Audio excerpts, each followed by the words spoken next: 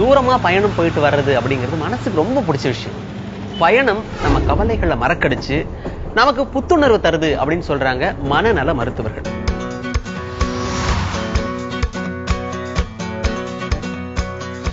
மனிதர்கள் தோன்றி கிட்டத்தட்ட ஒரு 1,00,000 ஆண்டுகள் வரைக்கும் கால்நடையாவே பயணிச்சுக்கிட்டு இருந்திருக்காங்க. 1,00,000 ஆண்டுகளுக்கு அப்புறமா மிதவைகளை வடிவமைச்சு நீர் வழி போக்குவரத்தை தொடங்கியிருக்காங்க. மனிதர்களோட தரை வழி போக்குவரத்து ஒரு 5000 வருஷங்களுக்கு முன்னாடி வரைக்கும் கால்நடை பயணமாகவும் குதிரை, மாடுகள், கழுதைகள், யானைகள், ஒட்டகங்கள் இது மாதிரியான சுமை தூக்கும் விலங்குகள் மேல ஏறி பயணம் பண்றதுமா தான் இருந்திருக்கு. சக்கரங்களின் வருகைக்கு அப்புறமா சக்கரம் பொருத்திய வண்டிகளை விலங்குகள் இழுத்துக்கிட்டு போச்சு. இந்த நிலை கிட்டத்தட்ட 18ஆம் நூற்றாண்டு வரைக்கும் தொடர்ந்து வந்துகிட்டே இருந்துச்சு. 17ஆம் நூற்றாண்டுல நீராவி என்ஜினை கண்டுபிடிச்சாங்க. ஜேம்ஸ் வாட் அதை வச்சு சக்கரத்தை சுழல வச்சாரு. நீராவி என்ஜினை பொருத்தி ரயில்களையும் வாகனங்களையும் இழுக்க முடியுமா அப்படிங்கிற ஆராய்ச்சிகள் தொடங்குச்சு. இந்த வாகனங்கள்ல நிலக்கரியையோ விறகுகளையோ எண்ணெயையோ எரிச்சு பாய்லர்ல இருக்கிற தண்ணியை கொதிக்க வைப்பாங்க. வெளிப்படுற நீராவி பிஸ்டனை முன்னும் பின்னுமா நகர்த்தும். பிஸ்டனோட இணைக்கப்பட்டிருக்கிற டிரைவிங் ராடு சக்கரத்தை சுத்தி வண்டி இழுத்துக்கிட்டு போகும். 1769ல நிக்கோலஸ் ஜோசப் அப்படிங்கிற பிரெஞ்சுக்காரர் நீராவி என்ஜின் பொருத்தப்பட்ட காரை வடிவமைச்சார்.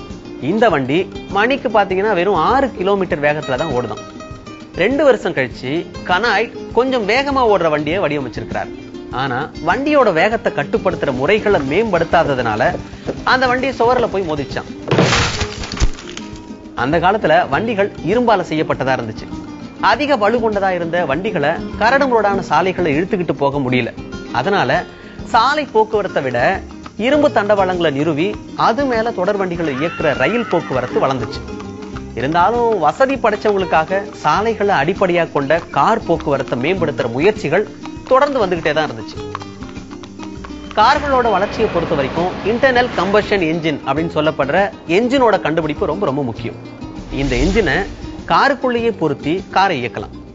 இந்த என்ஜினுக்குள்ள அதிக ஆற்றல் கொண்ட எரிபொருளை எரிக்கிறதுக்கான சின்ன கலன் இருக்கும். இதுக்குள்ள எரிபொருளை அடைச்சு வச்சு எரிக்கும் பொழுது அதுல இருந்து வெளிப்படுற ஆற்றலையும் உயர் அழுத்தத்தையும் வச்சு பிஸ்டனை நகர்த்தி சக்கரத்தை சுழல வைக்கலாம். பிரான்கோய்ஸ் ஐசக் டி ரிவர்ஸ் அப்படிங்கிறவரு 1807வது வருஷத்துல ஹைட்ரஜனையும் ஆக்சிஜனையும் வச்சு எரிக்கிற இன்டர்னல் கம்பஷன் என்ஜினை கண்டுபிடிச்சார்.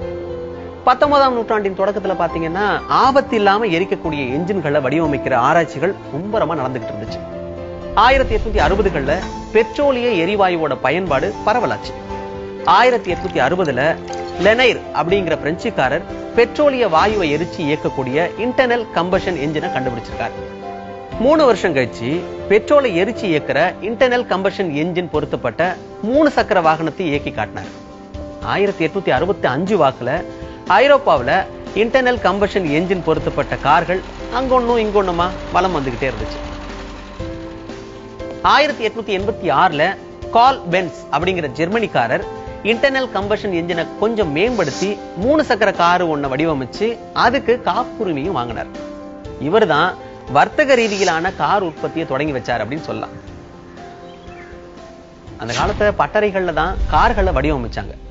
தொழிலாளர்கள் ரொம்ப நுணுக்கமா அதிக நேரம் செலவழிச்சு கார்களை உற்பத்தி செஞ்சாங்க. இதனால கார்களோட விலை ரொம்ப அதிகம். சாமானியர்கள் கார் வாங்குறத நினைச்சு கூட பார்க்க முடியாத நிலைமை இருந்துச்சு. 1896வது வருஷத்துல அமெரிக்காவை சேர்ந்த ஹென்ரி போர்ட் அப்படிங்கிறவரு பெட்ரோல் என்ஜின் பொருத்தின ஒரு 4 சக்கர சைக்கிளை தயாரிச்சார். இந்த காரோட வடிவமைப்பு ரொம்ப ரொம்ப எளிமையா இருந்துச்சு. அமெரிக்காவில சாமானியர்களும் வாங்கக்கூடிய முறையில இந்த காரை தயாரிக்கணும் அப்படின்னு போர்ட் நினைச்சார். 1903வது வருஷத்துல மெக்சிகோவில் ஃபோர்ட் மோட்டார் கம்பெனி அப்படிங்கிற நிறுவனத்தை தொடங்கினாரு. அசம்பிளி லைன் அப்படின்னு சொல்லக்கூடிய தயாரிப்பு முறையை அறிமுகப்படுத்தினார். இந்த முறையில பிரத்யேகமான பொறிகளை வச்சு முதல்ல கார்களோட உதிரி பாகங்களை தனித்தனியா தயாரிப்பாங்க. அதுக்கப்புறம் பாத்தீங்கன்னா உதிரி பாகங்களை வரிசையா பொருத்தி கார்களை வரிசையா கட்டுவாங்க. இந்த முறையை பயன்படுத்தி ஃபோர்ட் கம்பெனியால குறைஞ்ச நேரத்துல நிறைய கார்களை தயாரிக்க முடிஞ்சது. ஃபோர்ட் கம்பெனியோட மாடல் டி பெட்ரோல் காரு 1908வது வருஷத்துல அறிமுகமாச்சு. அசம்பிளி லைன் முறையில தயாரிச்சதுனால ஃபோர்ட் கம்பெனியால காரோட விலையை குறைச்சு நிறைய கார்களை விற்க முடிஞ்சது. வங்கிகளும் என்ன பண்ணாங்கன்னா கார் வாங்க கடன் கொடுக்க முன் வந்ததால அமெரிக்கர்கள் கார்களை வாங்குறதுக்கு ரொம்ப ஆர்வம் காட்டினாங்க. அசம்பிளி லைன் தயாரிப்பு முறையை அறிமுகப்படுத்தின 18 வருஷங்கள்ல 1.5 கோடி கார்களை போர்ட் கம்பெனி வித்து சாதனை படைச்சது. அமெரிக்கர்கள் தங்களோட இருப்பிடத்திலிருந்து தொலைதூரம் பயணிச்சு நகரத்துக்கு வேலைக்கு போய் தங்களோட பொருளாதாரத்தையும் நாட்டோட பொருளாதாரத்தையும் மேம்படுத்த தொடங்கினாங்க. குறைஞ்ச விலையில பெட்ரோல் கார்கள் விற்பனைக்கு கிடைச்சதுனால பிற தொழில்நுட்பத்தை பயன்படுத்துற கார்களோட ஆராய்ச்சி மற்றும் வளர்ச்சி அவ்வளவா நடக்கல. விளைவு, இன்னைக்கு உலகத்துல தயாரிக்கப்படுற வாகனங்கள்ல 74% கார்கள் பெட்ரோலியத்தை பயன்படுத்தியே ஓடுது. ஆனா ரொம்ப காலத்துக்கு இப்படியே நம்ம வாகனங்களை ஓட்ட முடியாது. உலக அளவுல பெட்ரோலிய பொருட்களோட பயன்பாட்டு அளவை வச்சு கணக்கு போட்டா 2042 வருஷத்திலேயே எண்ணெய் இருப்பு முழுக்க முழுக்க காலி ஆயிடுமா. 2044 வருஷத்துல இயற்கை வாயு இருப்பு முழுக்க காலி ஆயிடுமா. சூரிய ஆற்றல் மாதிரியான புதுப்பிக்கக்கூடிய ஆற்றல் வளங்களை பயன்படுத்துற கார்களோட வடிவமைப்புல நாம கவனம் செலுத்த வேண்டியது இருக்கு. இப்போதைக்கு புதுப்பிக்கக்கூடிய எரிசக்தியையும் பெட்ரோலிய ஆற்றலையும் மாறி மாறி பயன்படுத்துற ஹைபிரிட் கார்கள் தயாரிப்புக்கு முக்கியத்துவம் தரப்படுது. இது நல்ல விஷயம்தான். இருந்தாலும் இந்த கார்களோட விலை சாமானியர்களுக்கு கட்டுப்படியாகிற நிலையில இல்ல. சுற்றுச்சூழலுக்கு கேடு விளைவிக்காத ஆரோக்கியமான நம்ம நாட்டோட பொருளாதார வளர்ச்சிக்கு உதவுற வகையில இருக்கிற தொழில்நுட்பத்தை மேம்படுத்தி பயன்படுத்தணும் அப்படிங்கிறது ரொம்ப ரொம்ப முக்கியம்.